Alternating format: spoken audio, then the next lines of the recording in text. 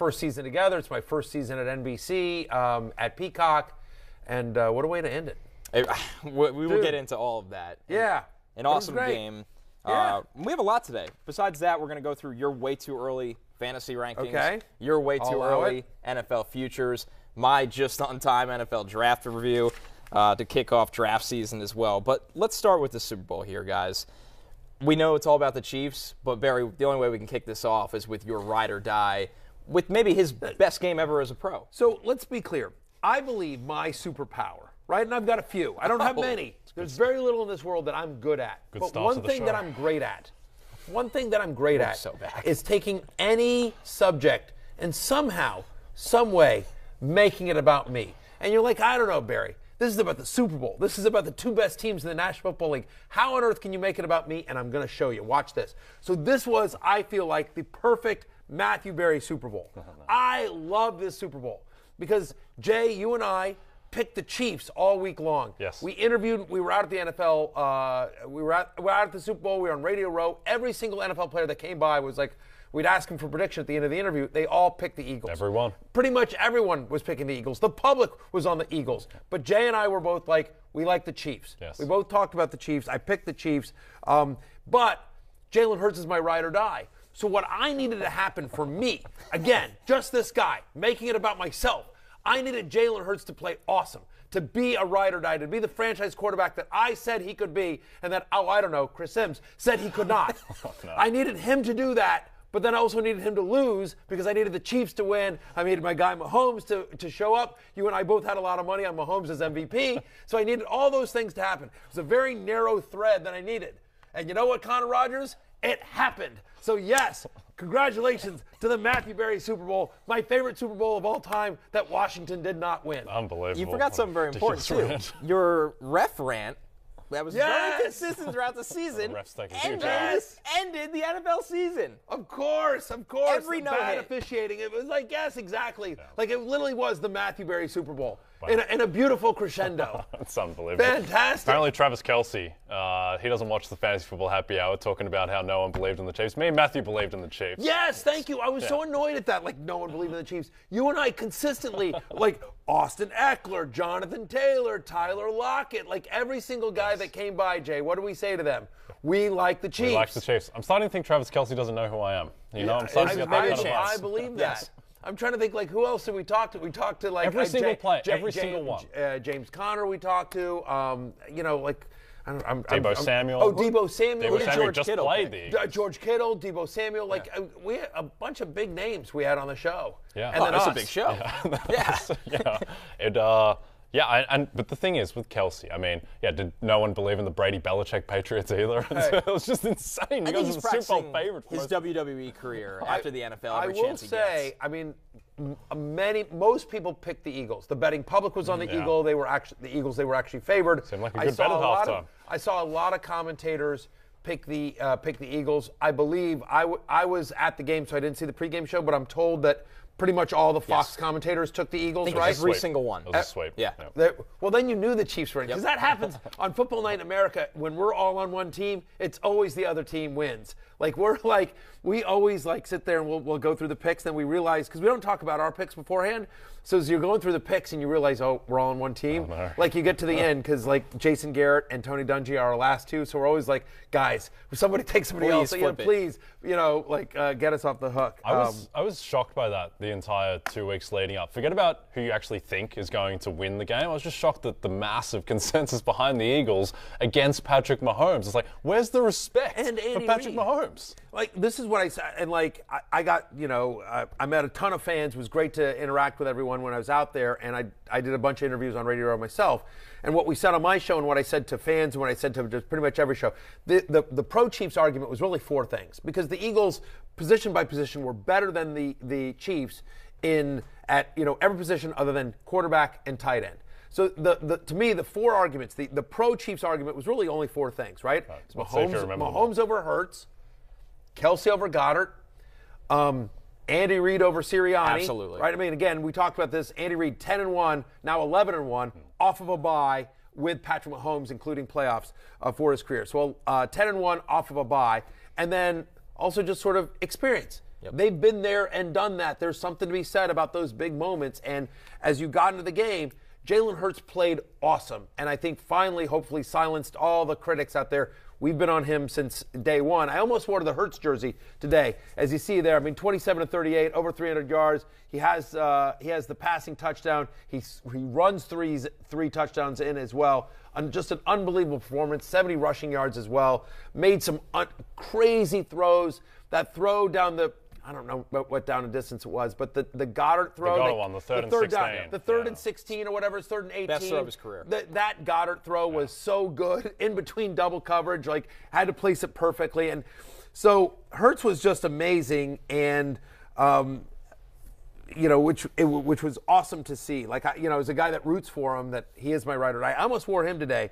It was incredible. I think before we get deeper. But there were still moments. There were still moments where you saw the inexperience of the Eagles come in. Slight moments, but, it's a game of inches, right? Yeah, and I think the two things I'll remember most from this game, one is particularly in the first half, it felt like the Eagles were playing a different sport. Just with the ability of the offensive line and Hurts and Sirianni's aggressiveness on 4th down, it's like, I haven't seen this before. This is bizarre. It just felt like you just could not stop them because you have to stop them 4 times every single time, and it's just too hard when they can run the ball the way they can.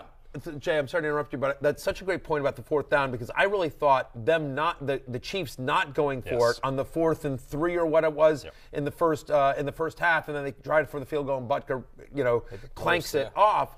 I thought that was such a stark contrast to Sirianni being so aggressive, and I thought, oh man, that's going to come back to haunt them. Yep, and it was the fact that they were so effective, and they're using 3rd and 5 just to get into 4th and 1, 4th and 2, and they're just using run plays on 3rd and 5, and just the knowledge of their team and their strengths, and the fact that as someone who backed the Chiefs and was cheering for the Chiefs, the Eagles went 13 of 20 on 3rd and 4th down, and a lot of those, they converted all their 4th downs, and a lot of those 3rd down failures were just kind of intentional to get them closer for 4th down, and it's just like, we just can't kill these guys, just can't get off the field on 3rd down or on 4th down, and the throw from Hurts to Goddard, that was when it's like, are we ever going to get the ball back as the Chiefs? And then the second thing is what a joy to bet on Patrick Mahomes in a big game. It was just... when he's the underdog. Yes. It was just... it's one of the great joys. I highly recommend everyone do it. And the fact that even when they were down 10 at halftime, and it really felt like the game was over, Eagles were minus 410 on the money line on BetMGM at halftime, and Mahomes had the ankle, and in all the text threads I'm in, it's like, oh, the game's over. I'm like, let's just see what Mahomes looks like on the first drive. Because if he's 80%, then we can win, because it's Patrick Mahomes, and sure enough, we won. I actually said to people at halftime, I actually thought about putting more money on it. You and I both have a significant amount of money. Different levels for us. You're more of a degenerate than I am, but you and I both had a significant amount of money on the Chiefs to win the Super Bowl, Mahomes to win MVP, and a number of other prop bets that we gave out throughout the week. But I just sort of thought, I turned to my buddy, so I went with my wife, and I sit next to a coworker, and I turned to him and I said, doesn't it feel like I know it says 10 on the scoreboard, but doesn't it feel like the Eagles should be up like 3 touchdowns? Yes. And I said the fact that they're only down 10 after first half, in which Philadelphia dominated start to finish, and I get that they got lucky with the one defensive touchdown. Yes. That's the point. You know what I mean? Like, they should be blowing them out. And the fact they're only down 10, I actually think the Chiefs have a chance, assuming Mahomes, gets shot up or whatever Mr. Miyagi magic they did on that leg during halftime. Yeah, that magic is certain something. I won't even have to say what it is. He gets shot up with, but we know. So Mahomes is the first player in NFL history to win multiple championships and multiple league MVPs within his first 6 seasons. I mean, to put it in perspective, Mahomes is on track to be the greatest quarterback of all time in this sport. He's got a long way to go. Yeah. But he's at the age where there's so much left on the table for him. This is an unprecedented start to a career. It's magical. And honestly, I don't know that Andy Reid gets enough credit. Mahomes is something special, but again, when Mahomes was drafted, I think he was drafted 10th overall. And Connor, you can talk about this, because this is something you do for years, and for years you were the lead draft analyst for Bleacher Report. Think about Mahomes coming out of college, right? I believe, let's not do your job, you tell me if I'm wrong, but I feel like the thing was big arm, inaccurate, raw, there's something there, right? Cliff Kingsbury went under 500 with Patrick Mahomes. Yeah. In the college, Big 12. At Texas Tech. Mahomes is playing in the Big 12 in a spread offense I mean, an offense where almost nothing at the time would translate to what he had to do to the NFL. When the Chiefs took him, the thought was this guy needs a redshirt year behind Alex Smith where he's just watching and learning everything. And I'd heard behind the scenes those first couple months, he really didn't need that. He was not ready to come in and play. So perfect situation, perfect coaching, and Mahomes, to his credit, unprecedented work ethic meets talent, put it all together after that redshirt year. So for everybody that says you have to play right away, Patrick Mahomes is the perfect example against that. Listen, Patrick Mahomes is talented, and Patrick Mahomes was going to be like a good player in the NFL, period, wherever he went. But if he doesn't go to Kansas City, if he doesn't get Andy Reid as his coach, if he doesn't have somebody like Alex Smith to be like, you know what, I'm a good dude, and I'm not threatened. Yes, I will take you under my wing. If he doesn't have those things, he doesn't become Patrick Mahomes in capital letters, potentially going to be the greatest quarterback of all time. Not this quickly. I strongly feel like, 1,000%. Like, there's a viral clip, and I forget what show it was on, but it might have been The Shop or something like that. But he's in a barber shop, so I don't know if it was actually The Shop, but the show The Shop on YouTube that LeBron and Maverick Carter do. But I don't know if, but he was in a barber's chair. I just remember this, talking about the fact that like he didn't really learn to read defenses until like his second year. Like that he was just, he was mostly just a first read guy and an instinct guy, and it wasn't until like year 2 or year 3 in the NFL as a starter. Year 2 is like as a starter, not like because his first year he sat behind Alex Smith except for one game.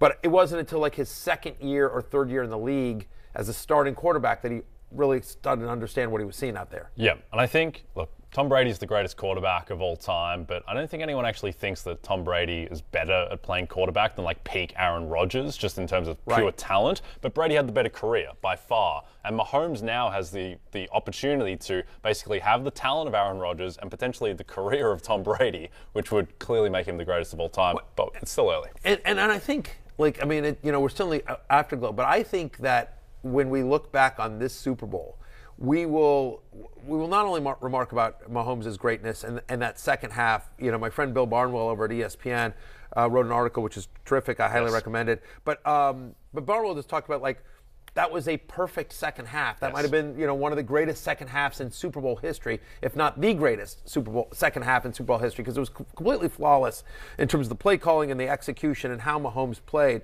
But when you think about this, like, so not only did Mahomes win his second Super Bowl before the age of 27, his second Super Bowl MVP, but he does it without Tirico Hill. That was one of the big questions. Well, you don't have Tirico Hill anymore, right? And so they didn't even have Mecole Hardman. Not that Mecole Hardman is all that, but like you think about some of the heroes out there other than Kelsey. Kelsey's awesome, right? But they had a 7th-round rookie running back from Rutgers. Rutgers leading the way.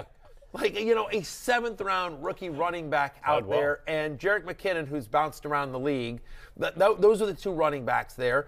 They had Kadarius Toney, who was a cast-off from the New York Giants. Juju Smith-Schuster,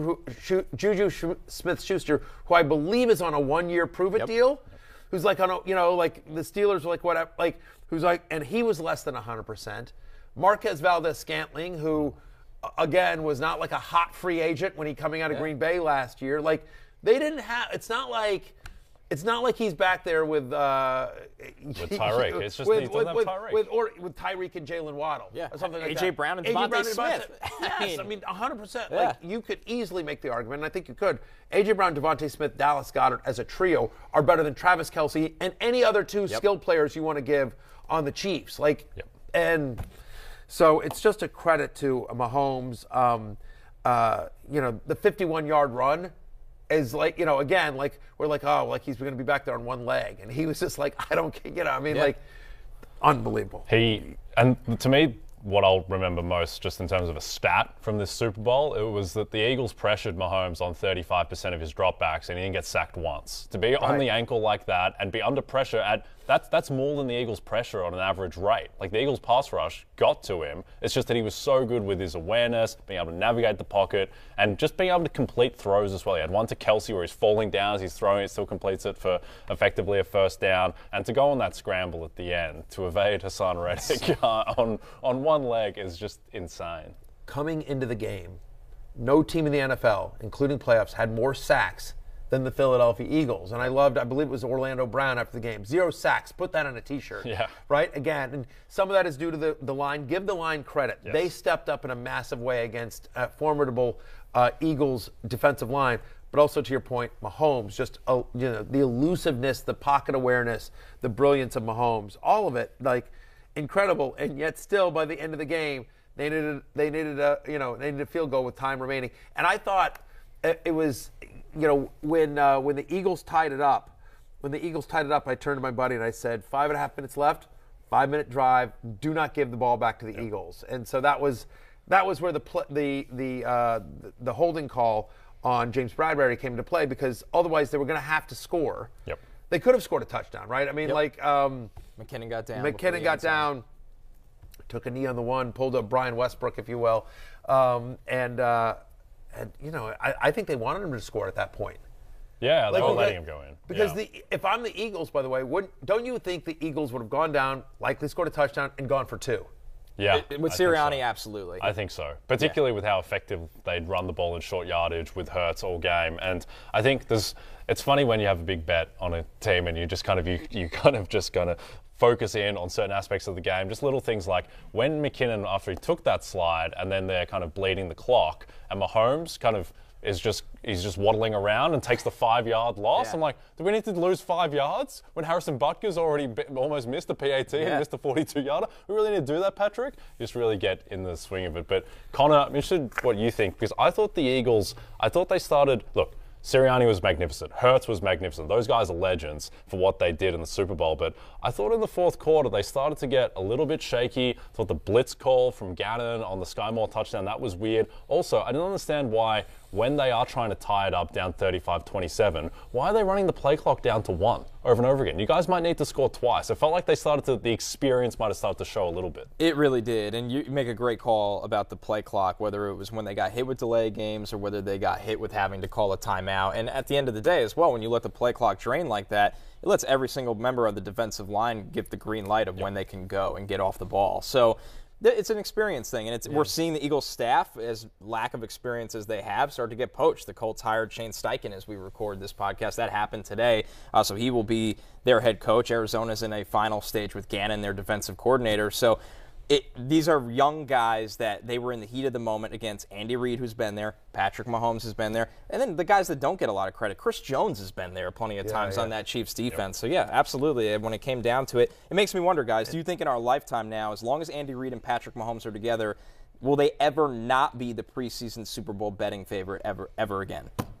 Yeah, well, I mean, you wouldn't expect for the next couple of years at least. It's difficult to project out 3-4 years. I mean, there's just so many great quarterbacks in the AFC. You're going to have one of these off seasons where Burrow or Herbert or Allen, they start to get superstar upgrades. But, I mean, Mahomes is going to be the guy for a while. Yeah, I mean, listen, it's so hard to – yes, I would argue, yes, there will be times, because it all depends on we're especially like a moment, in the moment kind of thing. I mean, at this time last year – everyone was saying the Bills were the preseason Super Bowl favorite, right? Even after the Rams win last year over the Bengals, and so assuming if the Chiefs don't win next year, and it's so hard to repeat, right? I mean, it's so hard to repeat. Assuming the Chiefs don't win next year, like, don't you think? Right, to your point, you've got Josh Allen and you've got Joe Burrow and you've got Jalen Hurts. I mean, that's the other thing about Philadelphia.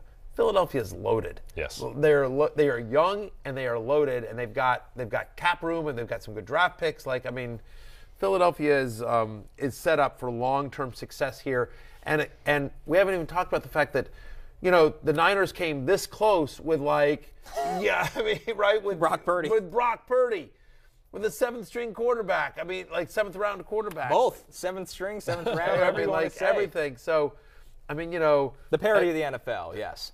Any given Sunday. Yeah, and we're only, a year removed from Mahomes completely blowing the AFC title game to the Bengals. Like, it does change quickly, and Joe Burrow certainly will have something to say about the future of the AFC. But yeah, it's a very, very fun conference. Also, Lamar Jackson still probably plays in that conference. Unanimous MVP for now, he does. Memory.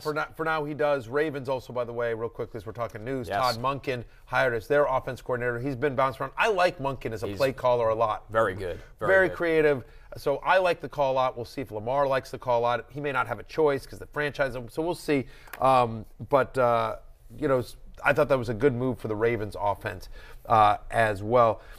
Question for you guys, because one last thing we didn't really talk about, and I've bitched about the officiating all season long. Where were you guys on the last call, the holding call on Bradbury, which was clearly a hold? Yes. He grabs jersey. Bradbury, after the game, said, I held him. But it was very momentarily. It was kind of ticky-tack. Juju Smith-Schuster is not a guy who wins on speed, so it matters less with a guy like Juju than it would like Mecole Hardman or MVS trying to get loose, right? He's not a guy who wins on speed, so I'm curious where you guys landed. I think in the moment and in the immediate aftermath, I think Greg Olsen probably gave a voice to most of America where it's like, yeah, that's technically a penalty, but it's not really one that you call. It didn't feel like one, but then on replay, when you see the tug, when there's a tug, I think it just has to be called a penalty. So I'm okay with the call. Certainly, as the Chiefs better, I'm okay with the call. But I think that was the right call. It was the right call. The problem always comes back to this, guys: the consistency issue. Yes. Correct. And I haven't personally done this. I'm sure you can go back on the All-22 and find Brad. That's how Bradbury plays, by the way. He's always played this way. Right.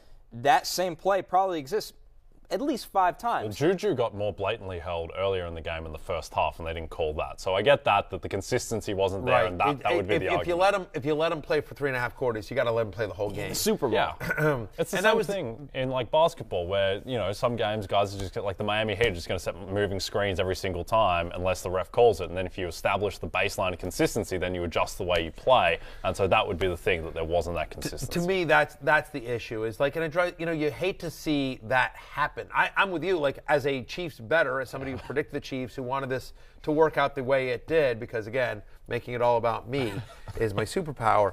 I was happy with the call, but I don't agree with it. To your point, yes, it is technically a hold. It just feels like, but you need to call that throughout the game. It wasn't as egregious to me. It wasn't as egregious as the call against the Bengals last year in the Super Bowl. I thought that should not have been called at all. Yes, I think that one was worse. And the thing is like, if you showed that play to me and told me the context and asked me to set a market on whether that's going to be called a penalty or not in the last 2 minutes in the Super Bowl, I would have said plus 500 that gets called. That's not going to get called, not in the last 2 minutes of the Super Bowl. So, but it was a penalty. So, it's by textbook. It's the right call.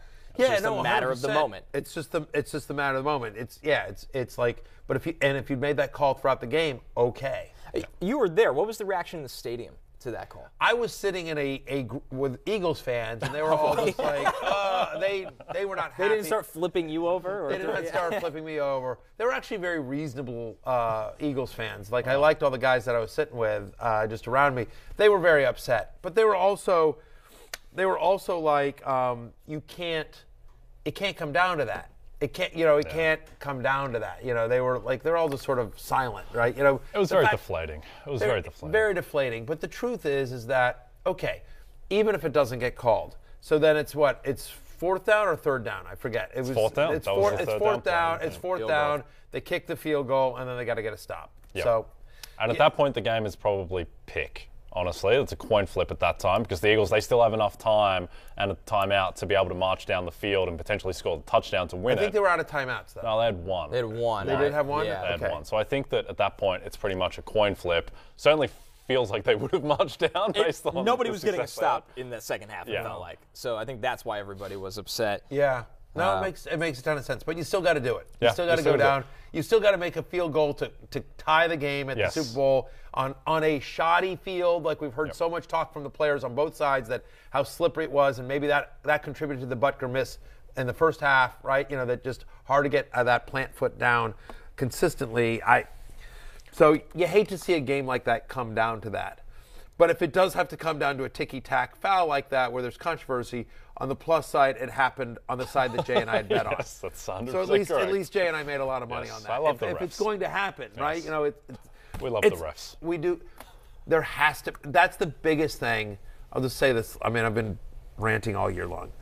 Consistency. There has to be consistency, and to me, the way you do that, because you're always going to have different officials. You're always going to have different officials game to game to game. But my very simple solution, and you tell me this whether this you agree with this, but I don't think either one of these things are hard.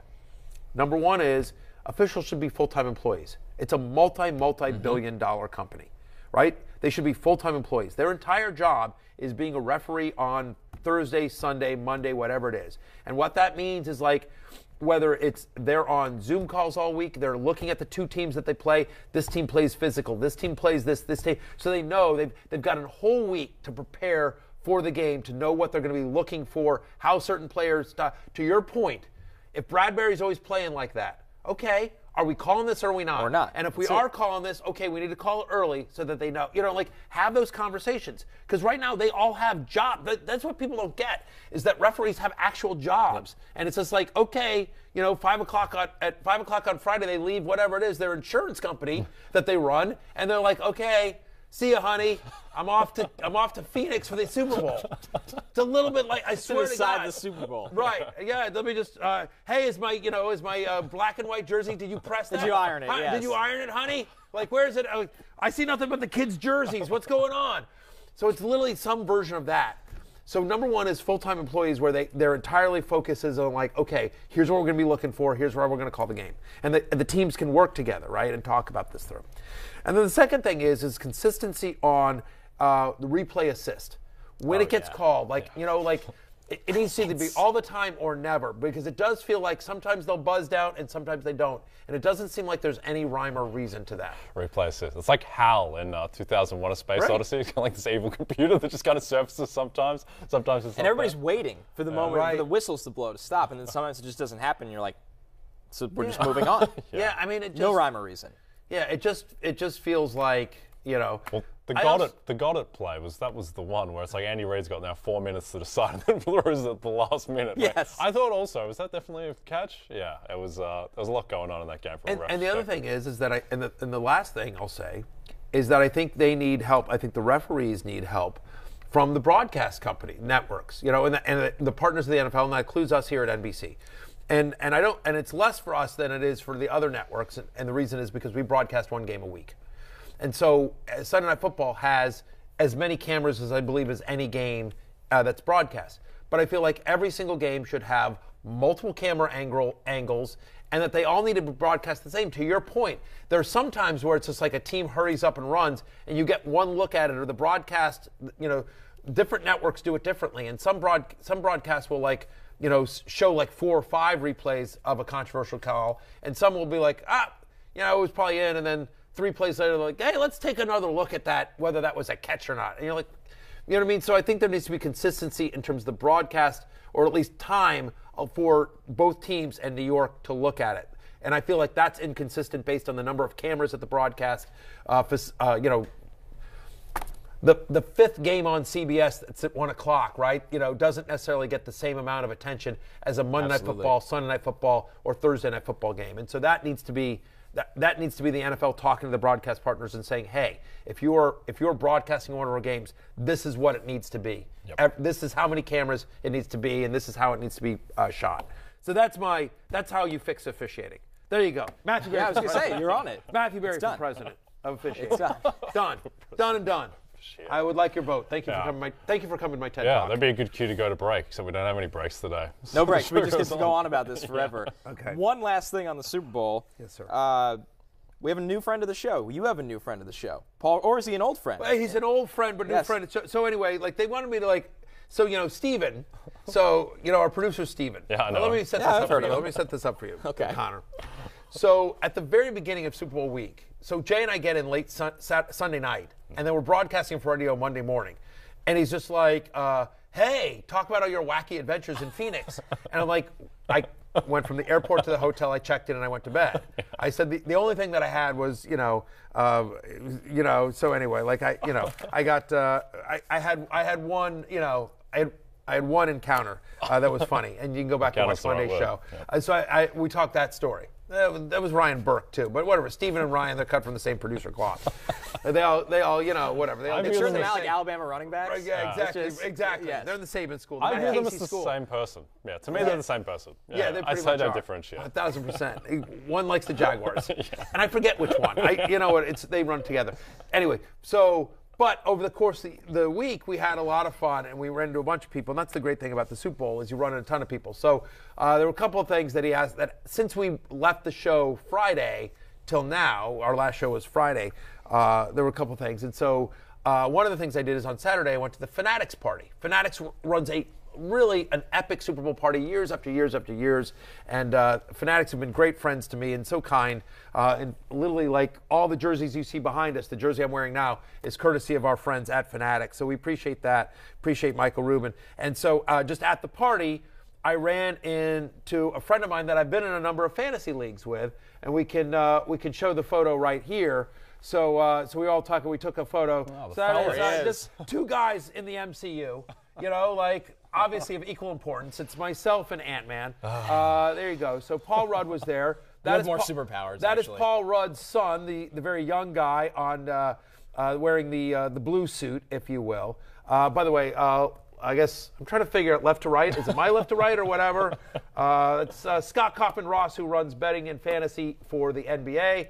Next to me, that isn't Paul Rudd, is Kenny Gersh, who does the same and a lot more for Major League Baseball. And then next to Paul Rudd, between Paul and his son, is Matt King, who's the former CEO of FanDuel and now runs all betting over at Fanatics. So a great group. We were all hanging out. We were talking football, baseball, basketball, and of course villains in the MCU. I was once on a negotiation call with Kenny Gersh, and the entire call he had a baseball bat in his hand, just kind of bouncing against his hand. It's very intimidating. Something I highly recommend for anyone who's ever in negotiation to have an actual baseball bat. It's very effective. Kenny Gersh is one of my all-time dear friends. Who Kenny Gersh used to. This is probably 15 years ago that Kenny Gersh was at CBS Sports Line, and I was trying to get my Talented Mr. Roto site off the ground.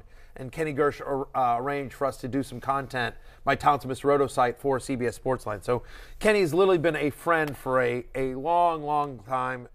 He's a dear friend, and it is a story for another time. But there is Kenny and I have an epic story of me, Kenny, and Kevin Youkilis. All of us the great god of walks. All of us very drunk in the back of a cab after an MLB All-Star game. Wow, so anyway, so the group of us all were there at the Fanatics party, just chatting. And Paul Rudd, of course, a very well-known Chiefs fan. He was there with his son. He's also a hardcore fantasy football player. I've been in a bunch of leagues with him over the years, including the Agbo Superhero League. He's a very good fantasy player as well. So we talked some fantasy football and Chiefs, and anyway, I was happy for Paul. Last thing on Phoenix. I don't think I've even told you about this. So I had a big bet on Kyle Shanahan to win Coach of the Year at 40-1. We talked about it on the show, and he loses to Brian Daboll during the NFL honors on Thursday night by effectively 3 first-place votes. And so that was bad. But what was worse was my flight home the next day. Sitting in the seat directly in front of me on the flight home. Brian Daboll. Oh, that's bad. And Brian Daboll, who's the worst thing is he seems like a lovely man, which kind of makes it worse. He was very kind, but he kind of hard reclined right into me, knocked my kale salad off my plate, which I didn't care for. And then every single person on the plane, except for me, asked for a selfie with Brian Daboll. And so they're going up to him and saying, "Congratulations on Coach of the Year. Well-deserved, Coach." Just over and over again. I'm right behind him trying to recoil out of these selfies. Just everyone telling him he deserved it. And I want to be like, what about Kyle Shanahan? He took Brock Purdy to 6-0. No, a couple of things. All right, couple of things. First off, I love Brian. Brian Daboll is incredibly nice. He's incredibly lovely. and just an incredibly cool dude. And I have a funny annoying. Daboll story, which I'll tell in a second. Secondly, and I think Connor and I will agree on this, and I will. By the way, him knocking your kale salad off, that's not a flaw, that's a feature. He did you a favor. He did you a favor. That's kale right. Salad on a plane. Thank you very much. Where was that kale from the cargo pit? Did you bring a kale salad onto the No, plane? it was just like one of those kind of generic kind of accompanying salads as part of the main meal. It wasn't like a central part of the meal. I believe it was chicken breast, and then, it was just there. But my God. I Anyway, didn't so get to eat it. good for you, Brian Daboll, on Yeah. that. And third, I think you have a massive missed opportunity, because what I would have done, if I was Jay Croucher, you know what I've done? As people called up, as people came up and got the, were like, "Oh, Coach Daboll, I can't believe, you won Coach of the Year." I would have just been behind them doing this. Can you get me a close of this? Get me on one. I don't know. Can you read that? It says Kyle got robbed. Which he did. I would just be like holding it up in the back of every selfie. With a straight face. Yeah. Just like a mugshot. Strange. Flip the bird or something like that. You should have been in every single one of those selfies. Just like, kind of like a. Yeah. it was a missed opportunity. It would have been funny if he turned around at one point like, to you and was like, "You don't or want a that, selfie?" You know, like just something. Would have been strange after the fourth one when Brian Daboll was turning around. Like, who is this guy? Who is this guy and what's wrong with him? Anyway, Climbs tough fire. scene for me, but Yeah, it's all right. that tough scene for Congratulations you. to Brian Daboll on Coach of the Year. He did a good job this One year. other one I think that, so this was cool. So, one of the things about fantasy and the fact that I've been on ESPN for, 8 billion years and now I'm on NBC is that when a celebrity wants to play fantasy football, generally I get invited into the league, and so, or I'm aware of it or I have a relationship with them somehow, some way. And so it's been very nice. So, but a lot of it's text. Like, you'd be amazed at how many people I text with all the time that I've never actually met that are well known. And one of the people I ran into at the Super Bowl. So I'm walking to the Super Bowl with my wife, and all of a sudden I hear, "Hey, Matthew," and I turn around. He goes, "It's Darius," and so And so Darius Rutger, of course, Hootie and the Blowfish, and a massive country career on his own. I've been in leagues with Darius for, 7, 8 years. He's a hardcore fantasy football player. He's a hardcore NFL fan, as everyone knows. Loves his South Carolina Gamecocks as well. And so I was like, "Hey, man, what's up?" And so this is literally the first, again, Darius and I have texted for, I want to say 6 or 7 years. Or emailed and been in leagues together years and years and years of playing, and we've never actually met in person. This was us outside the Super Bowl, just walking in. So he's great. I will say this about Darius too. He's an epic trash talker. He's really, really funny. Really, really, just an epic trash talker. Hootie and the trash talk. Yeah, pretty much. Yes, pretty much. Who's the most awkward league you had to pass on? Or do you just have to say yes to all of these? Like, is there a famous threshold? Yeah. You're a C-list actor. Here's some advice, but I can't do this league. This is league number 7. Sorry, Paul Giamatti. I'm not going to be able to. Well, didn't love Billions. Yeah, no, I do love Billions. No, I don't know that I've ever passed on a league because of the level of fame. How about that? I've passed on leagues because I got invited into a casino owners league where the entry fee was $100K. Yeah. And I'm just like, nah, you know what? Well, and by the way, because for variety of reasons, but by the way, to me, when you play for that kind of money, it's not fun. I don't. It's stressful. You know what I mean? Money's always a weird subject, but for me, but then it becomes stressful. Yes. Then it becomes stressful, and the other thing is that it impacts my job, because every draft I go to, at least one or two of the people, and usually most of the people in draft, like I walk in and they're holding my rankings. Yeah. You know what I mean? Even if they don't believe in my rankings, they know what I think. Yes. You know what I mean? And so I'm at a disadvantage. They've seen me through. I mean, like, again, like we made all fun of it, but even think of our show league, right? I mean, like, I complained about the fact that Alexa took Jalen Hurts for me, like, whatever, in the middle, like, well ahead of ADP, and in the very first round, 1 pick ahead of me, just because she'd heard me talk for 3 straight weeks, and she knew I was taking Jalen Hurts. Obviously, that ended up working out for Alexa, but that happens to me in every league. And so, if I was playing for whatever, $750,000, of $1 million, which I think is what first place was, that league was, I think it was $700,000. Like, I'm approaching my job differently because I don't want them to know, and it's just, Anyway. And then you're screaming at, like, the most simple injury. Like, your flex player gets hurt, and you're just screaming at the television. Everyone's looking at you like... Yeah, it's not fun. Yeah, and so it's not fun. But yeah, generally speaking, I'm pretty much down. I'm pretty much down. Like, if I get asked, I'm down. Yes. Yeah. Hi, I'm Mike Tirico, and thanks for watching. Make sure to hit subscribe for the latest news and highlights from NBC Sports.